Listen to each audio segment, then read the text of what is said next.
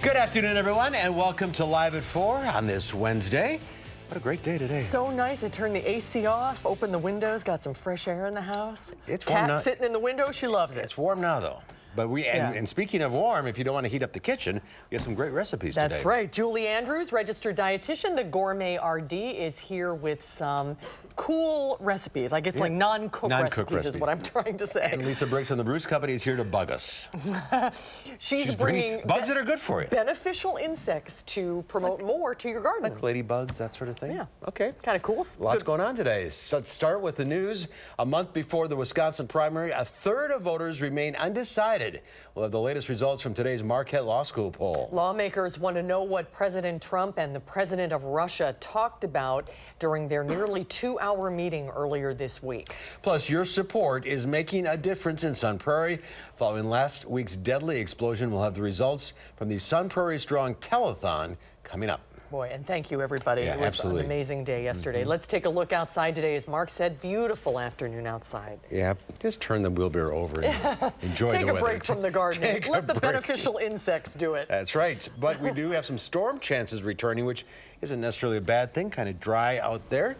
Dave Caulfield's in the backyard. What a great day today. Oh, yeah. I wish this weather could last forever, Mark and Susan, but unfortunately that's not possible. And we do get some beneficial storm and rain chances to come back for Thursday and Friday. That low pressure system that will bring us those showers and thunderstorms still over the Dakotas right now. It's a slow mover, folks, so we need to give it time to get to southern Wisconsin, which will happen closer to tomorrow afternoon. A live look in Platteville. No storm chances right now. In fact, warm and pleasant conditions on our Queen Bee Radio Skycam. We're seeing those cumulus clouds also in the sky. Temperatures are in the upper 70s and low 80s across the area, up to 80 in Madison, 82 in Lone Rock, 77 in Viroqua, and 81 in Janesville. Dew points still very comfortable, very tolerable for this time of year in the upper 50s and low 60s.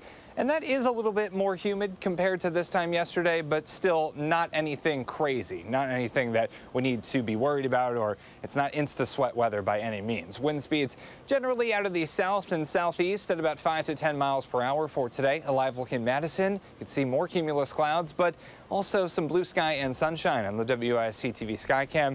Temperatures falling through the 80s into the 60s by the time we head to later tonight. So here's your first alert traffic update. Taking a live look at Todd Drive on the Beltline. Definitely some slow go starting to show up on the Beltline, but no major accidents or incidents to report across Dane County. Zooming in, though, you can see some slow go on Park Street, but also on the Beltline's midsection. We've seen this story before, closer to Fitch Hatchery and John Nolan Drive. We could see that maybe at Stoughton Road, starting to see a couple of brake lights in some spots. Verona Road to John Nolan, taking a look at your drive times, 10 minutes right now, average speed of around 25 miles per hour. And some other routes, the Beltline to Janesville still looking good.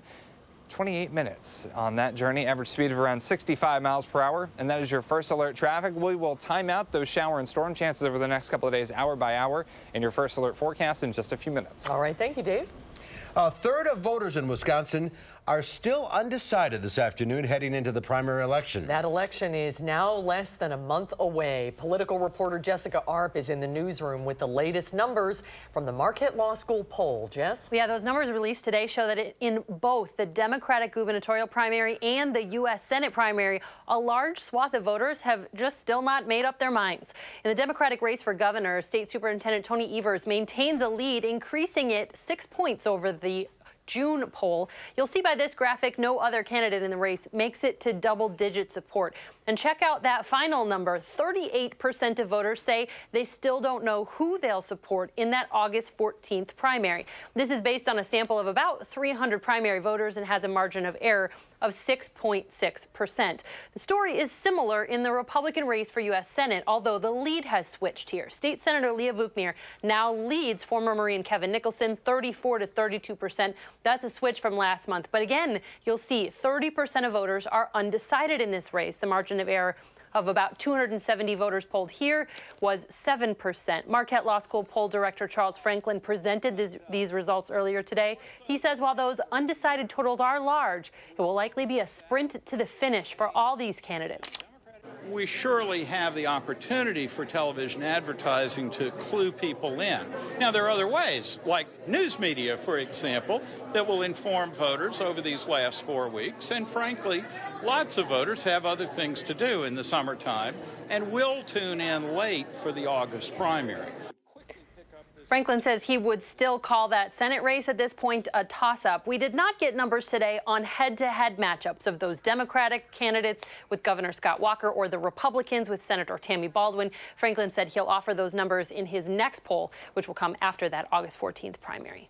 Less than a month away. That's right, and Charles Franklin will be here tomorrow on Live at 4. We'll talk more about the latest poll results. Jessica Arp in the newsroom. Jess, thanks. Well, President Trump is still dealing with the fallout of his press conference in Finland, where he appeared to side with Russian President Putin over America's intelligence agencies. The political backlash has been swift and bipartisan, and that prompted the president to walk back his comments. Molengi has more from the White House. President Trump has once again directly contradicted the findings of U.S. intelligence agencies. Is Russia still targeting the U.S., Mr. President? Thank you very Let's much. go. We had a chance to speak with the president after those comments, and the president said thank you very much and was saying no to answering questions. This comes on the heels of Monday's press conference where the president said he didn't see any reason why Russia would have meddled in the 2016 presidential election. Yesterday, he said he misspoke. The sentence should have been, I don't see any reason why it wouldn't be Russia. Last week, Dan Coates, the director of national intelligence, said Russia has never stopped attacking America. These actions are persistent, they're pervasive, and they are meant to undermine America's democracy on a daily basis. While much is being made about what the president said in his press conference, Democrats want to know what was said in the president's 2-hour one-on-one meeting with Putin. Democratic Senator Jeanne Shaheen is calling on the Senate to hold a hearing with the U.S. interpreter who was in the room. President Trump wanted no one else in the room.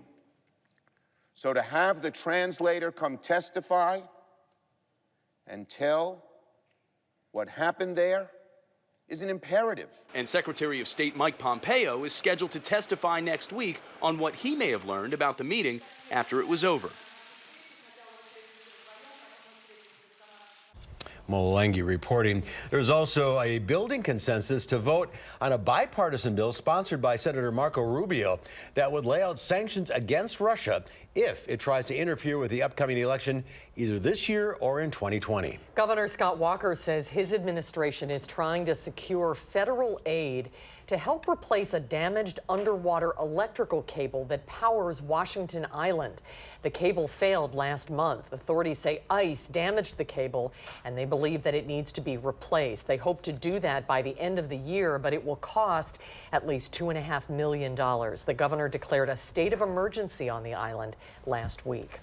We'd like to take a moment to thank each and every one of you who contributed to our day-long telethon yesterday to keep Sun Prairie strong. Look at that. Thanks to your help, more than $163,000 was raised. Eric Franke is joining us in the studio now. Tell us how that money is going to be put to use. Eric? Pretty amazing, isn't it? You said it. We really want to thank everyone who donated. Also, we want to thank our teams of volunteers who manned the phones for the entire 18 hours. $163,517 when all those numbers were totaled. As we mentioned yesterday, those funds will be distributed around the community in Sun Prairie. It was very important to all of us here at News 3 that it stay in the community, and the Bank of Sun Prairie partnered with us to collect the disaster relief fund. From there, the money went to the Sun Prairie Emergency Food Pantry located inside the Community Resource Center, Sunshine Place. And I've long said this about people that help others, and they don't know who they're helping, and they expect nothing in return. I always just say that's us at our best. So I have to say thank you to Channel 3 for allowing us to be our best. Well, the first priority, finding affordable housing options for 51 families displaced by the explosion last Tuesday. Following their relocation, the money will pay for everything from clothing to beds for children to stocking refrigerators and cabinets, dignity items like soap and shampoo, all of the things that were lost in that explosion. But Mark and Susan, again, we want to thank everyone. And for those of us at News 3, it was absolutely an honor to be a part of it. Yeah, that's the right word. It was an truly honor. was. Thank you again, everyone. Thanks, Eric. You're welcome. And the Culvers in Sun Prairie also running a special yesterday, benefiting the victims. 50% of sales that day, all day yesterday, went to the Barr and Welch families. Today, we're told they raised just under $18,000. The NFL season is quickly approaching, and Senator Tammy Baldwin wants to make sure that everyone living in Wisconsin can watch the Green Bay Packers. She introduced a bill called Go Pack Go. The goal is to get Packer games into 13 Wisconsin counties that get out-of-state local television stations. Most of those counties get Minnesota or Michigan stations, which means they get the Vikings or the Lions games. The bill would require cable, satellite, and other video companies provide their Wisconsin subscribers access to a Wisconsin media market. That's an interesting bill. Isn't that interesting? Yeah, I guess. Priorities. You got to have your Packers. You live along the border. Yeah. All right, coming up, there's a deadly risk. Is there a deadly risk on the rise for pregnant women? When we come back, why doctors say more expecting moms are having heart attacks during pregnancy. That's next on Live at 4.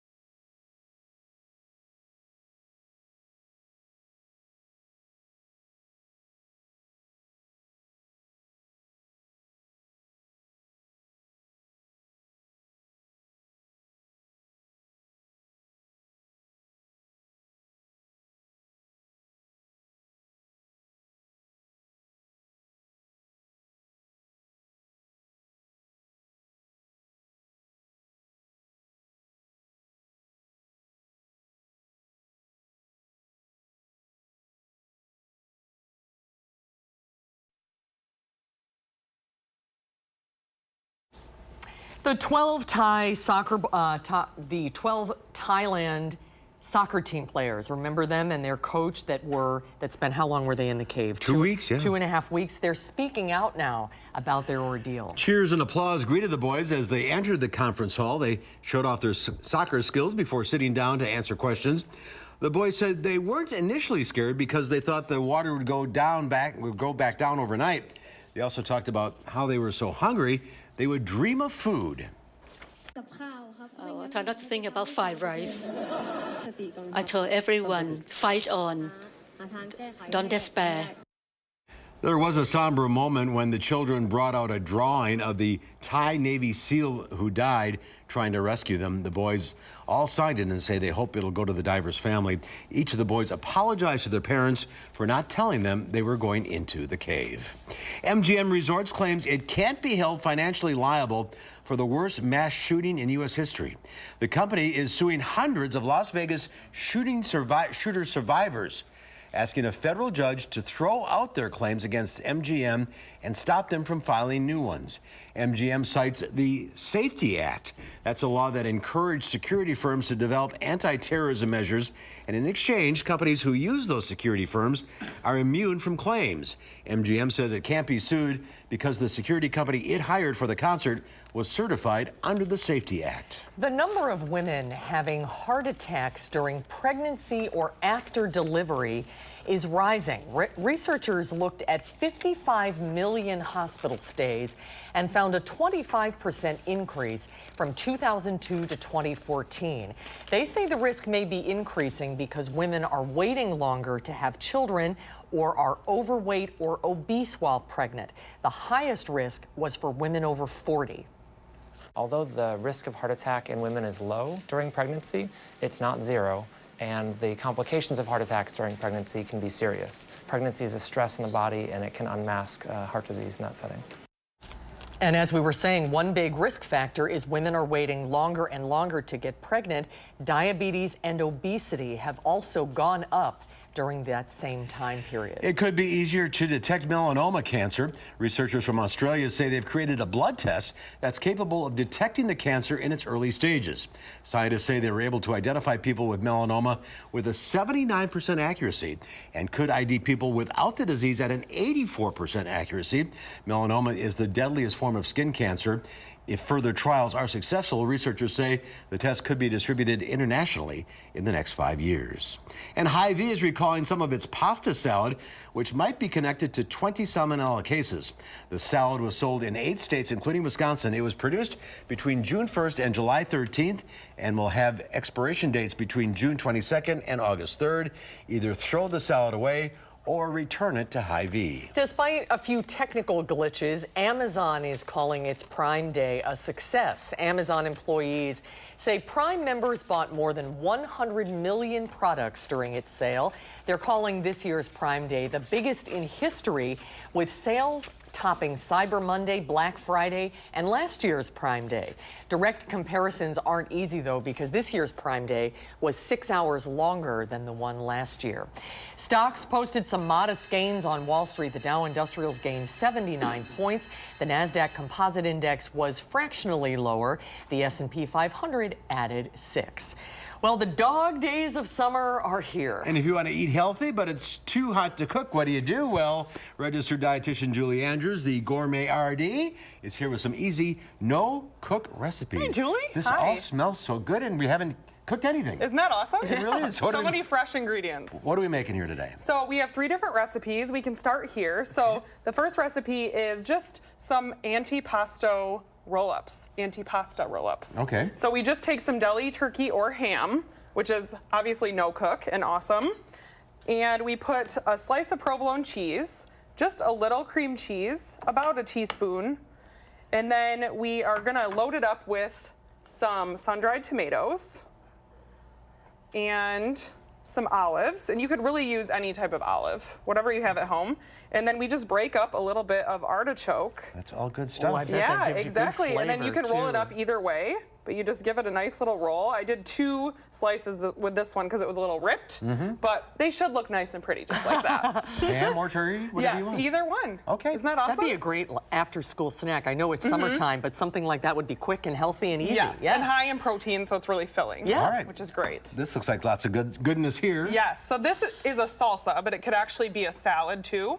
So it's mango and cucumber. Well, mango's those big yellow things. Yes. With the big pit in the middle. Yeah. Exactly. Well, So intimidating. they are, and you could use frozen. So you can buy frozen chopped mango, and that's super easy. Just throw that in the bowl. Or if you really want to try and chop it, peel it with a vegetable peeler and then dice it up. Try and chop it. This will show you how talented Julie is. Look at how beautifully uniform that is chopped. And you did that yourself, right? Yes. Yep. That's a fresh, and that's one whole mango. So you do get kind of a lot out of it, which is I'm going great. to try a little bit of this first. Yeah, you should.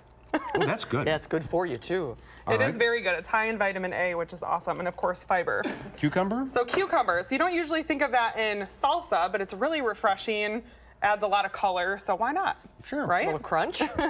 And then we have a little jalapeno, so you can see that I diced it up really finely, because in salsa or a salad, you want that little bit of spice, but you don't want to crunch on a big piece of jalapeno. At least I don't. I don't either. I don't either. All right, and then some red onion, because what would salsa be without red onion?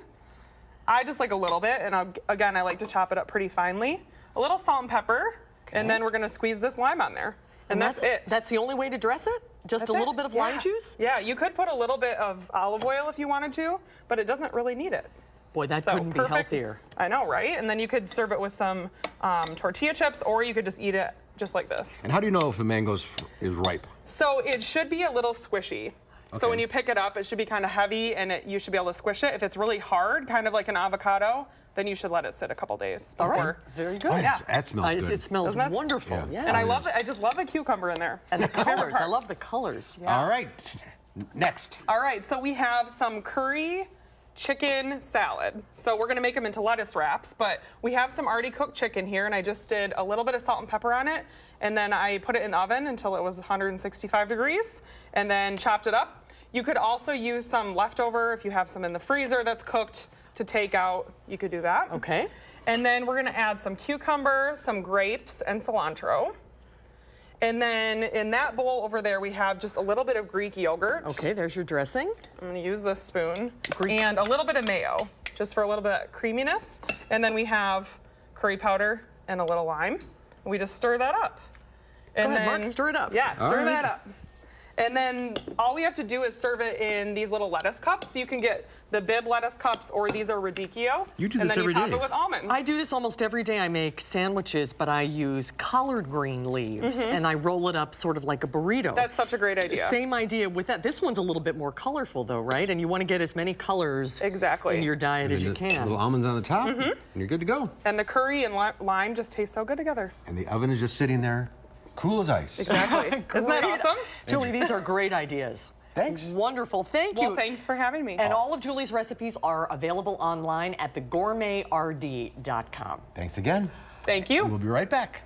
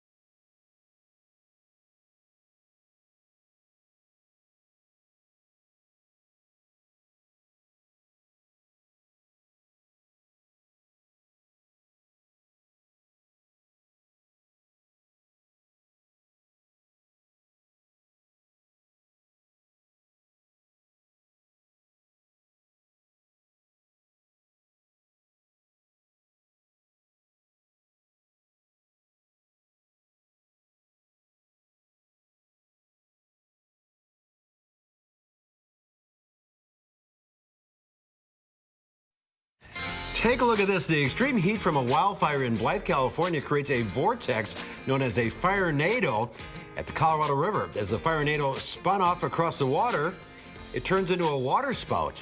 The heat from the fire continues to fuel the spin of the water spout. It's a classic case of Mother Nature showing off. That is amazing. And a firenado, Dave, is a real thing? It is. Fires are so large that they actually create their own weather. It's just not every day that we see them, and it's not every day that we see it turned into a water spout once it heads over water. It's pretty crazy. Mother Nature's amazing. And then the Sharknado came. Yeah, and then sharks were everywhere. You know. It did look like a movie scene. Yeah. You know, when the boat went by and he was waiting for the shark to come up. Yeah. Just crazy. It is Wednesday, July 18th. It is Perfect Family Day. It's also National Sour Candy Day. First they're sour, and of course, then they're sweet. We brought you some varieties here, Dave. We have some Sour Patch Kids and some I'll go with the Airheads. gummy worm here. And it's obviously Hot Dog Day as well. That's right, yes. We just did the healthy no-cook recipes, and now we're just, phoning it in. It is National Hot Dog and Sausage Day. The National Hot Dog and Sausage Council estimates Americans consume 20 billion hot dogs a year, grilled, boiled, microwaved, broiled, or cooked over a campfire. Enjoy a dog today. And Joey Chestnut only eats about half of them, so the other 1 billion the is other for 10 us, billion. so, yeah. You know, when we had that hot dog eating thing, Gary Canalti, I did the show on the 4th of July. Gary Canalti ate 8 hot dogs during one baseball game. At the Cubs game. It was a doubleheader. I mean, there's a reason why he's the head honcho of the weather department. That's actually the final test to get in. How many hot dogs you gonna eat? Yeah, Well, there you I go. passed by the skin of my teeth, folks. It wasn't good. Well, pass with flying colors, and this forecast Yeah. is a winner as well. Yes, it's a great day to maybe eat a hot dog outside or something like that. But tomorrow may not be the same story because we have storm chances on the way. We'll talk about that in your First Alert forecast in just a few minutes.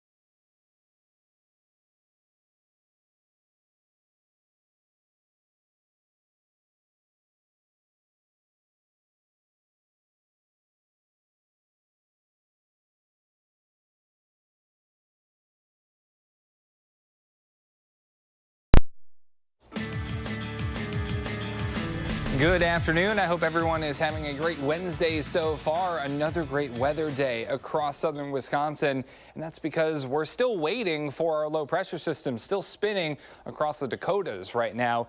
It is a slow mover, just like me when I first get up in the morning. So we do need to wait a little while for the shower and storm chances, bringing some severe thunderstorms to portions of North and South Dakota to get a little bit closer to southern Wisconsin. But for now, we're looking pretty good on radar. A severe weather outlook into tomorrow. Maybe a couple of those storms that come through during the afternoon and evening, especially for southwestern Wisconsin, could be a little bit on the strong side. But for Friday, I think we should be in the severe weather clear. So we'll keep an eye on that over the next couple of days. And we could use some rain, folks, to be frank, across the upper Midwest, and I'll be Dave, if that's okay with you guys. About 1 inch to 1.5 inches behind schedule in the month of July. We've gotten some periods of rainy weather, but overall it's been a pretty dry month, especially across southern Wisconsin. Now, our time lapse in Madison, not showing any rain. Actually, we're showing those clouds building in during this afternoon, and right now on the Edgewater Skycam, more of the same. So a little bit more cloud cover compared to yesterday, but not really anything that we need to worry about. Those clouds aren't being what I like to call productive, which is to produce any rain. That will come tomorrow afternoon. Today, so far the high of 80, just below normal of 82, but we still have maybe an hour or two to get those temperatures up a few degrees. But 82 right now in Lone Rock, 81 in Mineral Point, 77 in Monroe, and 81 in Janesville. Dew points are in the mid-50s for the most part, but for southwestern Wisconsin, maybe a little bit more humid, but it still is tolerable for this time of year. Our high temperature trend, actually, a lot of these temperatures are slightly below average for the first time in quite some time. We've had a fairly warm July, I would say, but not over the next couple of days. With these rain chances in down, that's going to keep temperatures in the 70s for the next 3 days. We do head back into the 80s on Sunday and Monday before another trip to the 70s on Tuesday. Remember, Monday, those average temperatures actually start going down. It's another signal that the summer is half over and kind of the year is pretty much half over as well. Future track showing this high pressure system still moving slowly off to the east, so we enjoy nice weather for the rest of today and into the start of tomorrow. However, this low pressure system and associated warm front getting a little closer. By the time we get to Thursday afternoon, we are like Jay and the Americans saying, come a little bit closer. You're my kind of low pressure system, giving us some shower and thunderstorm chances for Thursday afternoon and evening and into much of the day on Friday as well. As I mentioned, really not a lot in the atmosphere to get this storm to move quickly. So we'll have those storm chances around for the next couple of days. On Saturday, I think we'll see slight storm chances, and then Sunday we should be dry. For tonight, we'll be dry and comfy and milder, partly cloudy, with temperatures in the low 60s. For tomorrow, becoming mostly cloudy.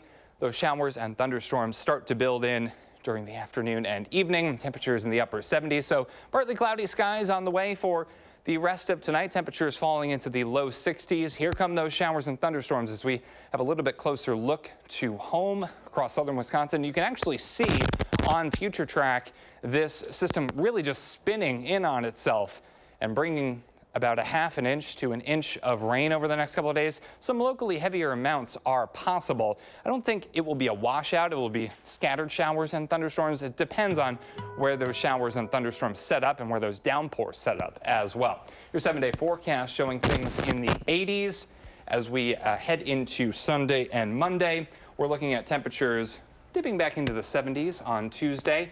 For Wednesday, we're back into the 80s. Some more storm chances on Thursday as well. Before into next weekend, we should be dry and sunny. Be nice to get a little rain. Yeah, we could use some for sure. Summer half over. Downhill from here. I mean, I don't mean to be so pessimistic, but the data is literally telling me to be pessimistic. This is the highest our average temperatures get. Yep. Now it's all downhill from here. So enjoy it. Yeah. Stop your complaining. All Glass right. half empty. Yes. All right, Dave, thank you. Dave. A new software is making it easy for parents to spot their kids in summer camp photos. Rolling River is a summer camp in New York using the Waldo Photos program. The software uses an algorithm and a family-provided selfie of a camper, and then it scans the photographs taken at the camp that are uploaded to Waldo. It then matches those images to the selfie and sends the camp's pictures in text messages to parents. They're very busy in their daily lives, so if they can have a software program that can just send them a text alert when pictures go up about their kid, I think it just makes it more convenient for them, and it makes the overall experience a lot better for them. Waldo Photos is an entirely voluntary application. You need to opt in to use the service. I need this for my son's rowing trips. Yes, your 19-year-old It'd be great. camper. That would be great. San Francisco is banning bus tours from driving past the full house home. Neighbors have wanted this to happen for years. They say tourists crowd the streets, sometimes parking in front of their driveways. The Tanners lived in the home during the 1990 sitcom Full House and its recent spin-off Fuller House. It's owned by the show's producer, Jeff Franklin. Welcome to Madison Square Garden. Billy Joel will play his 100th career performance at Madison Square Garden tonight. He holds the record for most performances by an artist at the venue. He's considered a permanent performer at the Garden. Wow, that's interesting. Amazing. He's wonderful. Arizona State University is awarding its 2018 Walter Cronkite Award to CNN anchor Anderson Cooper. Cooper has been with CNN for 17 years. He's also a regular contributor to 60 Minutes, which airs here on CBS. Other Cronkite Award winners include Tom Brokaw, Scott Pelley, Diane Sawyer, and Helen Thomas. That's some pretty good company. Congratulations to him. Still to come tonight at 4, it can take years to get a pair of blue jeans broken in just right. But now in the digital age, that process can be done in minutes. We'll find out more about this trend when Live at 4 continues.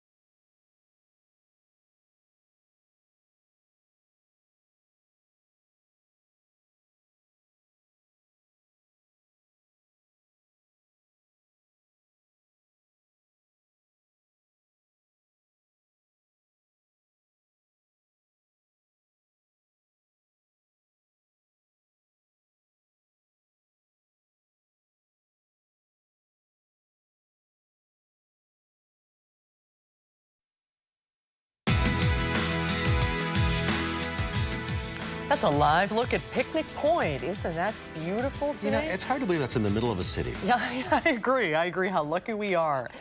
Fashion firms are embracing digital design and smart machines to cut costs and jump quickly on the latest consumer trends. New technologies allow apparel makers to create and market new clothes and shoes before they're actually made. At the Levi Strauss Eureka Lab, the 165-year-old retailer is reinventing the way it makes jeans. But we might send some of the bases. Each season, the Design Center develops hundreds of finishes, the wear and tear patterns that give denim that weathered look. Levi designers now create new finishes with digital pens and touchscreen computers. The designs are uploaded to a laser machine that can make a new pair of jeans look like they've been worn for years. In just 90 seconds, it can finish a job that takes 20 to 30 minutes to do manually. So by changing to this new digital platform, we're actually able to dramatically reduce our time to market, meaning that we can get our products in front of the consumer at the right time. Levi's is one of a growing number of apparel companies embracing digital design and automation to cut costs and respond faster to consumer trends. Global sourcing giant Li & Fung, which works with more than 8,000 retailers, is helping its clients transition to a digital supply chain. Clothing can be designed with sophisticated software and turned into lifelike 3D images. That eliminates the costly and time-consuming process of making physical prototypes. You could actually essentially create an entire collection before you even cut one garment. So it reduces waste, it reduces lead times, it allows decision-making in real time, so the entire process becomes more efficient.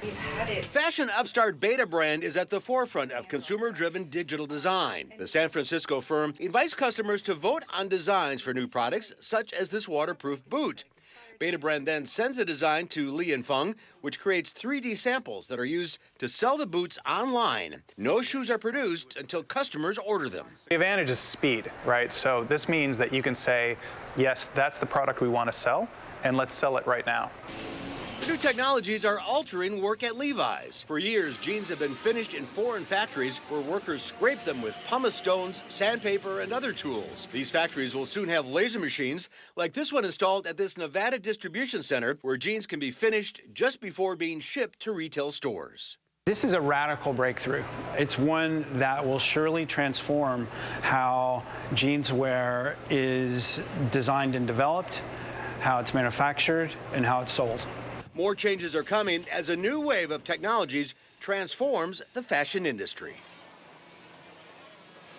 You know, I've never understood why you have to pay so much more to have holes in your jeans. I totally agree. I know. And to get them to be just right I know. takes a long time. And then something happens and you got to start over. That was very interesting. Yeah. Really interesting. Well, they fascinate young kids. It can cause some problems in our gardens. But bugs can also benefit our plants big time. There's the bug lady, Lisa Briggs. Quit bugging me. From the Bruce Company is here. We'll have that conversation when Live at 4 continues.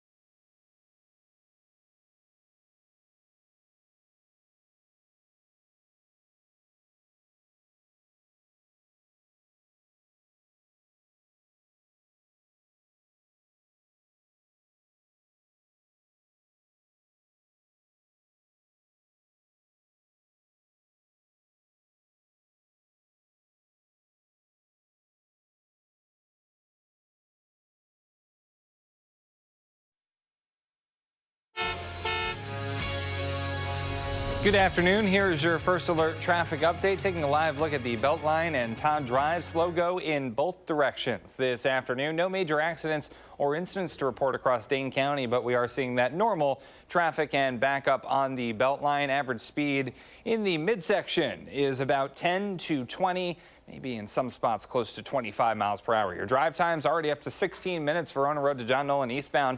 Average speed of around 15 miles per hour. And on the other side, looking better, but still some slowdowns in spots like that same stretch. 8 minutes westbound, average speed of around 30 miles per hour. And that's your first alert traffic. All right, Dave, thank you. Have you ever fantasized about being Iron Man? Well, here's your chance. A jet suit created by a British man has gone on sale in a London department store. It costs $443,428. Made up of 5 miniature jet engines mounted on the pilot's arms and back, the suit by Gravity Industries is reminiscent of the one worn by Robert Downey Jr. as Marvel's superhero Iron Man. It can run on jet fuel or diesel. That's convenient. It can go 32 miles an hour, up to 12,000 feet in the air. I don't think so. Wow, I'll bet it's a lot harder to do than he's making it look to. You'd smash right into the window. $430,000. That's incredible. All right, well, there is a way you can use Mother Nature to your advantage in your summer garden. There are good bugs and there are bad bugs. Elisa Briggs from the Bruce Company is here today to show us a little bit how to deal with this kind of both. The bad bugs. We brought bad bugs. Good bugs that you want to encourage in your garden are certainly ladybugs. They are huge eater of aphids and small insect pests. Lacewings are good, and also praying mantis. And you actually sell those bugs. We do sell those bugs early in the spring, and you can release them. And if there are pests in your yard, they'll hang around and eat them. Also, though, you want to encourage birds. Birds eat a lot of bugs. Bats eat tons of bugs. Dragonflies will eat bugs. So, okay. Yeah. So leave like a water supply, like shallow water, and to encourage them. But who eats the bad guys? Oh, nobody eats the bad That's guys. the problem. Yes. So you want to show your these picture? are yes. I brought this is full of Japanese beetles. The garden center crew got them for me this afternoon. I hate these things. You collected all of these today from the garden center? Yeah, and not in a very long period of time either. Here, let me hold so it. Thank you, Heather, Joyce, and Ken. Oh yeah, they're a big problem. Yeah, aren't and this they? is the kind of damage they do. So they skeletonize leaves on hibiscus, grapes, raspberries, roses, linden, just a ton of things are affected. It's hard to see them in the jar, so yes, you we brought a picture. photo. That was a great idea. I mean, they're very shiny and pretty. They're about as big as your thumbnail. And they have some dots on the side, so they're easy to identify. And they're voracious. They do two things. They eat and they procreate. Quickly. Yes. So what do you do? How do you get rid of them? Well, the only thing to do, the best thing, you can treat your lawn, but it's too late to do that. And we recommend that you do that in the spring, but you can use a contact herbicide or pesticide. So there are two kinds. So these are the sort of inorganic ones. This is Japanese beetle killer, and this is 8. Both of these are safe for food, although you want to read the package instructions because, like, you spray and you might have to wait a day before you can harvest. This is Captain Jack's dead bug, and this is an organic. That's a great name. I like Captain Jack's. I'm not. Okay. It's a result of rum fermentation, which is why that's called Captain Jack's. And they're safe to use on Yes, on food as well. But again, read the instructions. All right, and then we got a new guy This showing is up. new guy. This has been around a couple of years. This he's very pretty. Very pretty. It's red. This is lily beetle, and it's becoming a bigger problem. But it's only a problem on true lilies, not daylilies. The Asiatics, Orientals, Mardigons, all those kinds of things. But if you have daylilies, it's not a problem on daylilies. And they go after the foliage? They go after the foliage, yes. And the plants need the foliage to Plants survive. need the foliage to get energy to photosynthesize. This is another one that we're seeing, and you might think this is a disease, but this is actually leaf gall. And these are structures that are created by the leaf structure itself because a mite or a wasp or a fly laid an egg in the developing buds. Oh. So these are not going to hurt your plant, but you want to do a good cleanup in the fall. But they're really weird looking. Yeah. And we've been seeing a lot of galls this year as well. Climate getting a little warmer. New bugs moving in. New bugs move in, global warming. Grab your stuff. Get Grab your your Captain Jacks. Lisa, thank you. Don't drink this. Get the other stuff for drinking. Thanks, Lisa. We'll be right back with a final check of your forecast.